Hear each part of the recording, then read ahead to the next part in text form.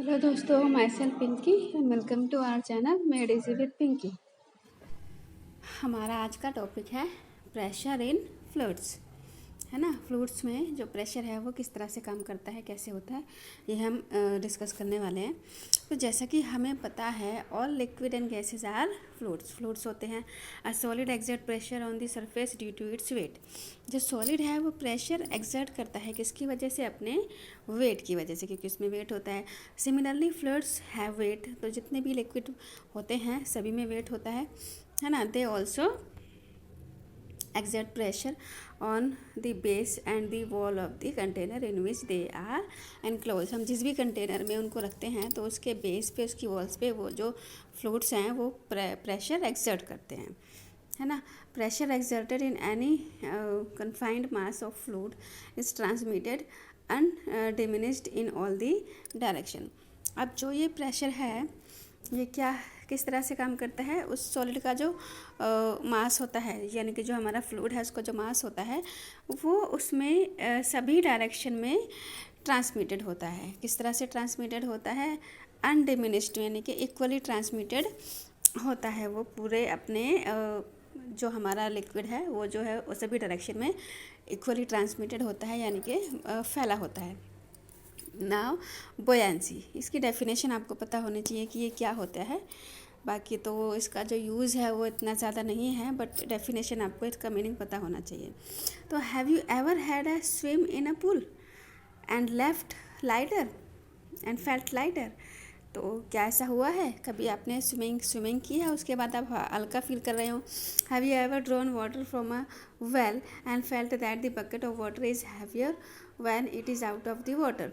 तो कभी आपने कुएं से पानी निकाला है और फिर देखा हो कि जो बकेट हम पानी से भरी हुई निकाल रहे हैं वो भारी हो गई है ना, एज़ कम्पेयर टू दी जो एम्प्टी बकेट होती है भारी, तो वो ही जाएगी। Have you ever wanted why a ship made of iron? जो शिप होता है वो आयरन से बना होता है and steel does not sink in the sea water. तो जो शिप होते हैं made of iron and steel, iron और स्टील के बने होते हैं, does not sink in sea water, और वो सी वाटर में सिंक नहीं होते ना। तो इस तरह ये भी हमने देखा है, तो ये भी हम देख के हैरान हो जाते हैं।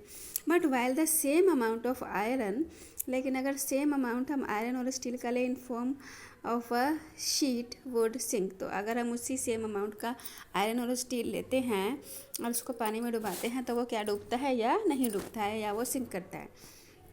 तो ये सारे क्वेश्चंस हैं। सारे क्वेश्चंस के आंसर हमें कहाँ मिलेंगे?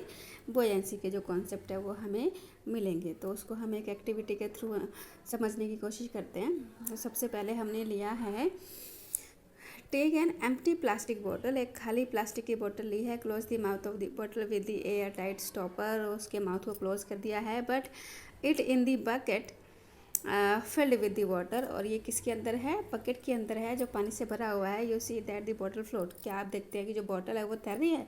Push the bottle into the water, bottle को फिर हम वाटर में पुश करते हैं। You feel an upward push, हमें क्या फील होता है कि एक फोर्स अपवर्ड की तरफ लग रही है बॉटल के ऊपर, वो यानी कि उसको वो ऊपर की तरफ धक्का दे रही है।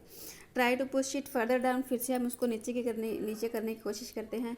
You will find it difficult to push the deeper and the deeper, और आपको थोड़ा सा मुश्किल लगेगा कि उसको बिल्कुल नीचे की तरफ रखना बॉटल को।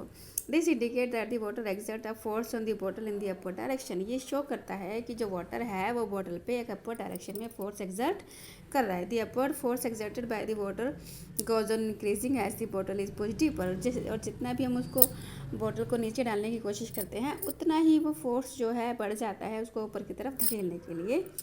तो इस तरह से हम उसको दिखा सकते हैं।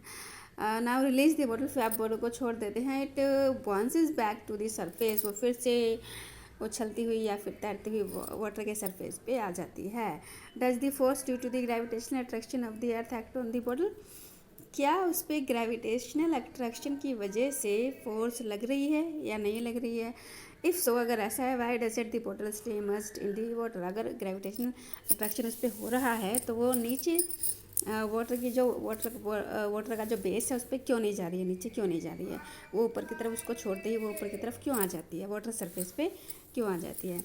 How can you immerse the bottle in the water, अब आप उसको बॉटल को नीचे तली पे कैसे रख सकते हैं? किस तरह से आप उसको नीचे तली पे रख सकते हैं? Now, the force due to the gravitational attraction of the earth act on the bottle in the downward direction. जो बॉटल पे फोर्स है ग्रेविटेशन अट्रैक्शन की वजह से वो कैसे लगेगी, डाउनवर्ड डायरेक्शन में लगेगी. So the bottle is pull downward, इसलिए बॉटल को हम नीचे की तरफ धक्का देते हैं, खींचते हैं. But the water exert an upward force on the bottle, लेकिन जो वाटर है वो बॉटल पे ऊपर की तरफ एक फोर्स लगाता है. Thus the bottle is pushed upward, इसलिए बॉटल जो है वो ऊपर की तरफ पुश होता है, ऊपर की तरफ धक्का लगाता है उसको.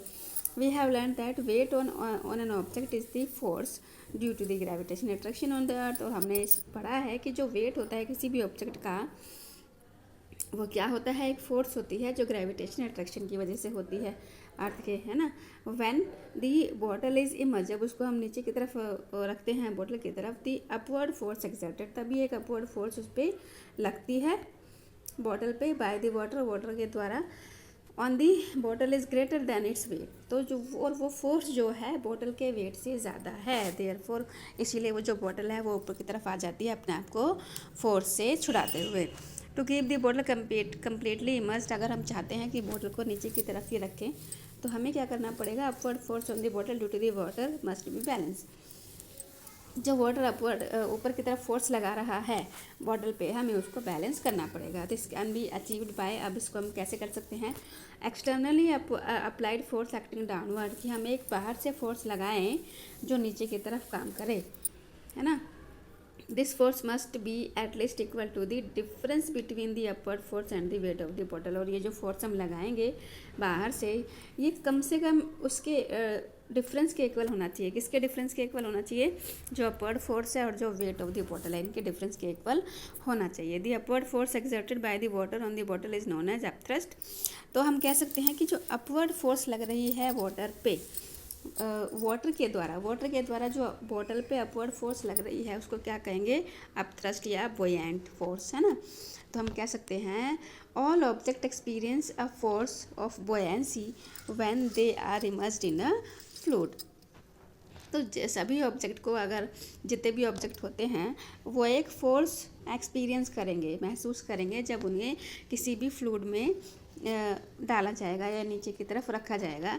The magnitude of this buoyant force depends on the density of the fluid. अब जो इस फोर्स का जो मैग्नीट्यूड है वो किस पे डिपेंड करता है, डेंसिटी ऑफ द फ्लूइड पे डिपेंड करेगा कि फ्लूइड की डेंसिटी कैसी है ना. इस तरह से, यानी कि अगर हम हनी लेते हैं उसमें अलग होगा इसका मैग्नीट्यूड, अगर हम वाटर लेते हैं, मिल्क लेते हैं, कोई भी हम फ्लूइड लेंगे तो फ्लूइड की डेंसिटी पर डिपेंड करता है. अब वाई ऑब्जेक्ट फ्लोट और sink when placed on the surface of water, किस तरह से ऑब्जेक्ट जो है कुछ तो फ्लोट करते हैं, कुछ सिंक करते हैं जब हम उसके वाटर के सरफेस पे रखते हैं. तो इसके लिए भी हम एक एक्टिविटी देखते हैं. Take a beaker filled with water, हम एक बीकर लेते हैं जो पानी से भरा हुआ है. टेक एन आयरन नेल, और एक हम आयरन नेल लेते हैं, कील लेते हैं. Place it on the surface of the water, water के सरफेस पे रखते हैं. तो हम क्या ऑब्जर्व करेंगे, जो आयरन नेल है वो सिंक्स, यानी कि वो डूब जाती है. The force due to the gravitation attraction on the earth on the iron nail pulls it downward, जो फोर्स है ड्यू टू ग्रेविटी वो उसको नीचे की तरफ खींच लेती है. There is an upthrust of water on the nail, लेकिन एक अपथ्रस्ट, जैसे कि हमने अभी स्टडी किया है कि नेल पे एक अपथ्रस्ट फोर्स भी काम करेगी, है ना, विच पुशेज इट अपवर्ड, जो उसको ऊपर की तरफ खींचती है.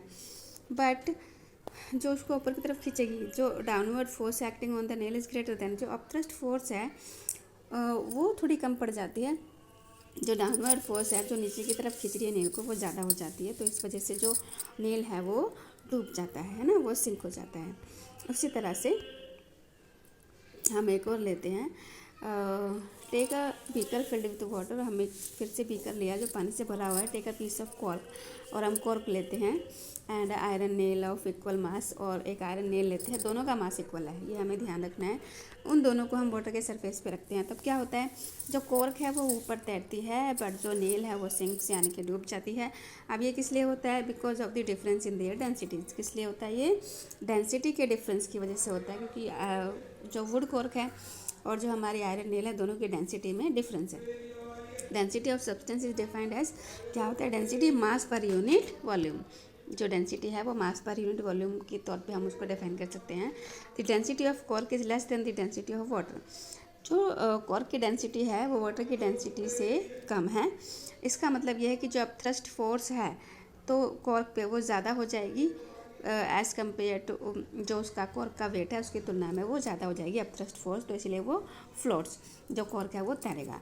लेकिन जो आयरन नेल की डेंसिटी है वो ज़्यादा हो जाएगी वाटर की डेंसिटी से, तो जो अपथ्रस्ट फोर्स लगने वाली है आयरन नेल पे वो कम हो जाएगी और डाउनवर्ड फोर्स ज़्यादा हो जाएगी, इसीलिए जो आयरन नेल है वो डूब जाता है। Therefore object of density less than of liquid, तो जिन ऑब्जेक्ट की जो डेंसिटी होती है वो लिक्विड की डेंसिटी से कम होती है तो वो तो तैरेंगे, बट जिन ऑब्जेक्ट की डेंसिटी ज़्यादा हो जाएगी लिक्विड की डेंसिटी से तो वो उस लिक्विड में डूब जाते हैं। तो इस तरह से हम इसको स्टडी कर सकते हैं। तो आई होप आपको आज का टॉपिक समझ में आया होगा। बहुत ही सिंपल सा टॉपिक है और बहुत इंटरेस्टिंग भी है, तो अच्छे से इसको समझिएगा। और अब आपके एग्ज़ाम भी आने वाले हैं, तो अच्छे से आपको हर टॉपिक समझ के आपको एग्ज़ाम की प्रिपरेशन करनी है। तो आज के लिए मैं वीडियो को एंड करती हूँ। Thank you.